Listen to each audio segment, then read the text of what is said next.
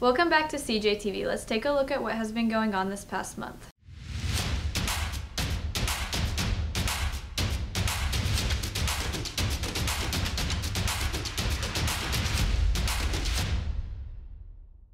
Briarbrook has been a face of this community since the late 60s. Joe McKenzie, Boyd Downing, and many more have been the face you see when you walk into the pro shop. Spencer and Joe got the inside look to the newest face in Briarbrook. Let's swing on over to our first segment.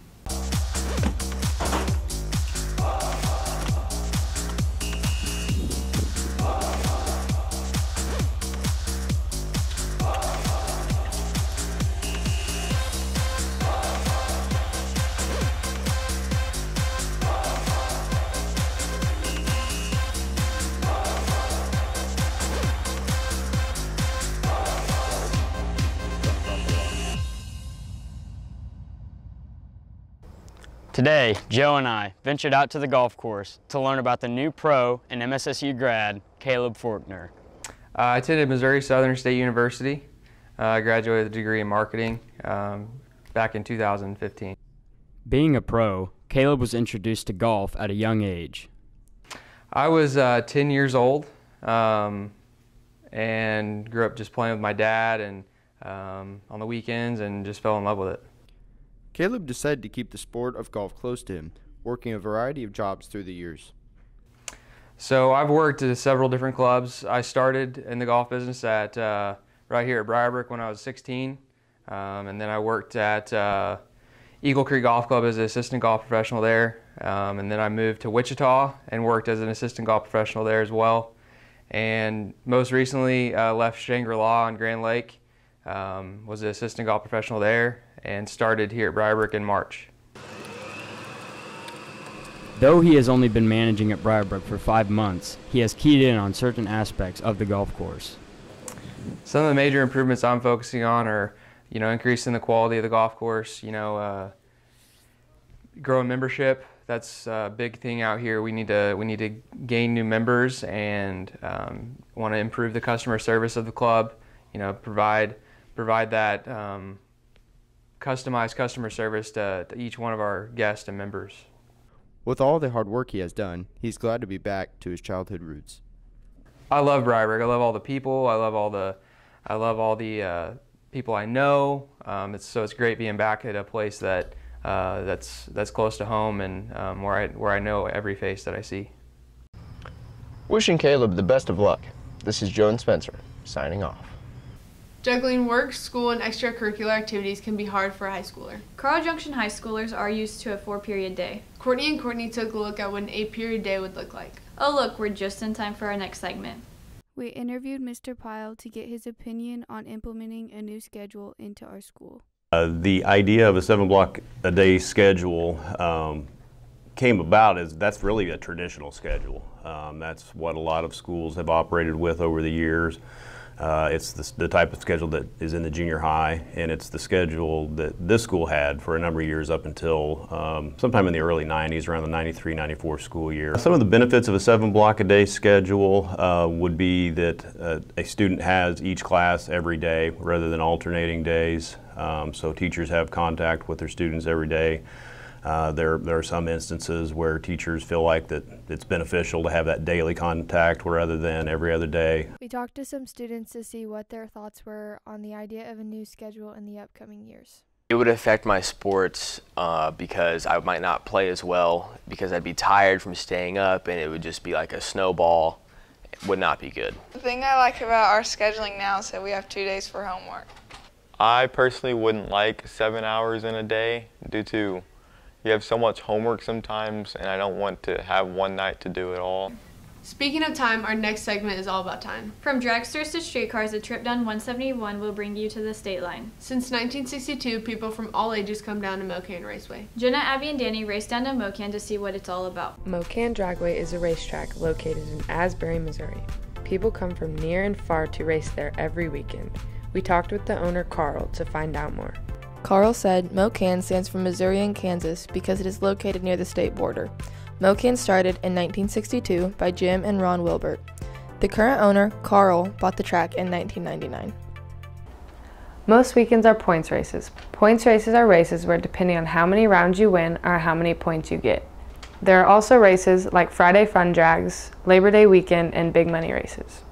At each race, the cars are divided into classes. The classes are Sportsman, Super Pro, No Electronics, and Junior Dragster.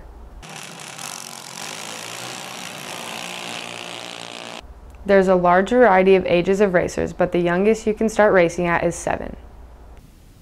Speed is key in customer service. A local food chain was recognized for their drive-through speed and accuracy. Trenton and Nakoa stepped in to find out what goes into this achievement. Let's move on over to our next segment. Trent Smith here, and I'm with Nicole Warren, my partner, and we're here at Chick-fil-A to figure out what makes it such a great establishment. Here's team leader Derek Smith for more information. Well, we're able to maneuver people through our store super quickly, during busy hours, because we are good communicators with each other. That's something that's so big and so overlooked in a lot of businesses nowadays, just communication. Whether that's oral, whether that's visual, however you want to communicate with someone.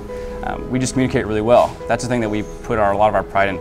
I'm going to use an example of our iPads outside. We have 6 or 7 people out there continuously taking orders, working around each other, going from car to car, from lane to lane.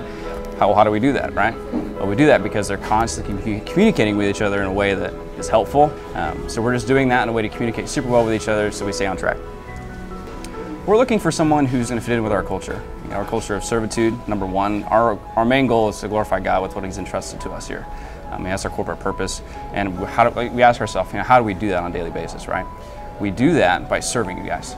And by you guys, I mean the guests, by serving our team, by serving whoever walks in these doors. We just want to take care of you and serve you better than anyone else. Definitely take pride in our drive-thru. I know we'll get to that in the future. The thing I probably take pride in most is just how we take care of people. And when the tornado came through in 2011, destroyed the store, we were down for a couple months.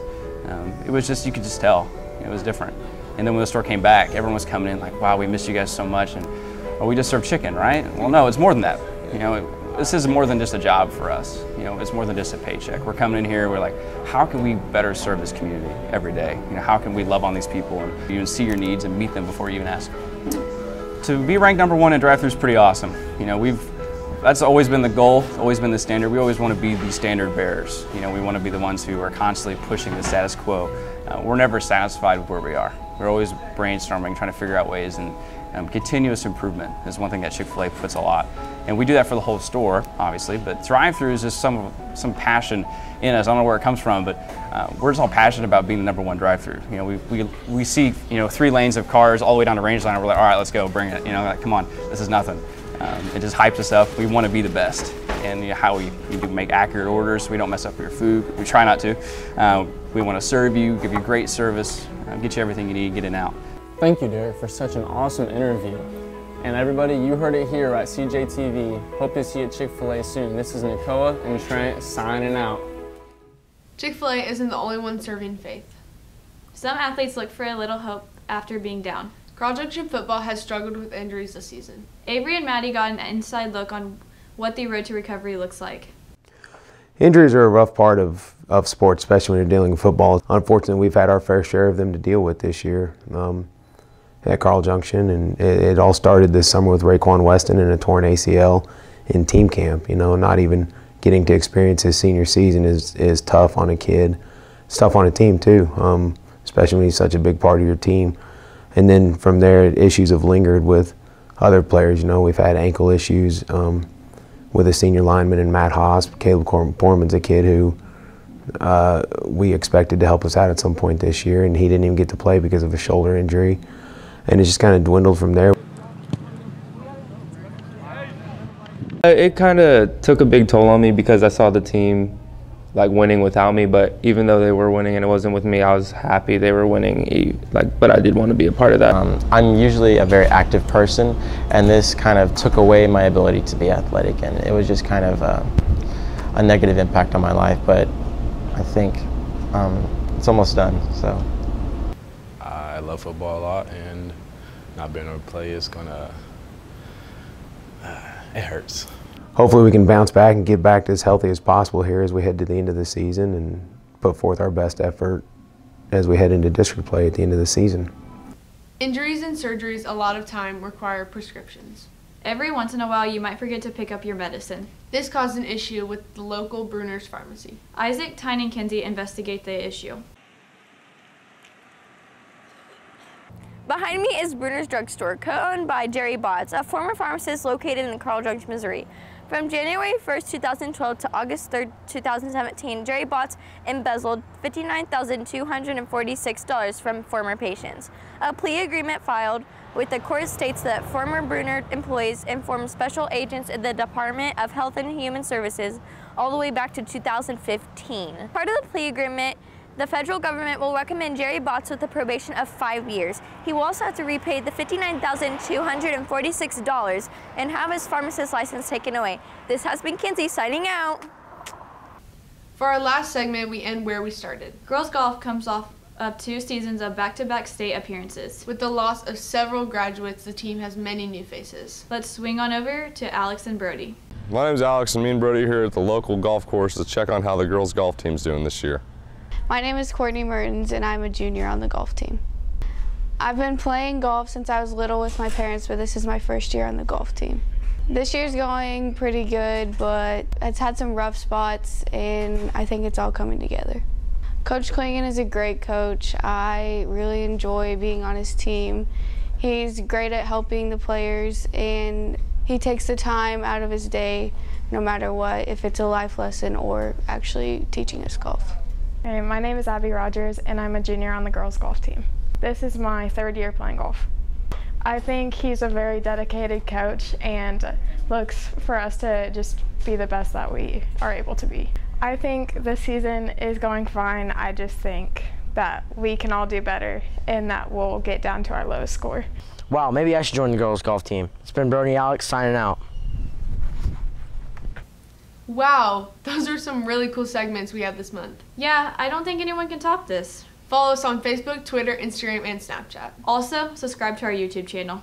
Thanks for watching this month's segment. This has been Brett and Abby with CJTV.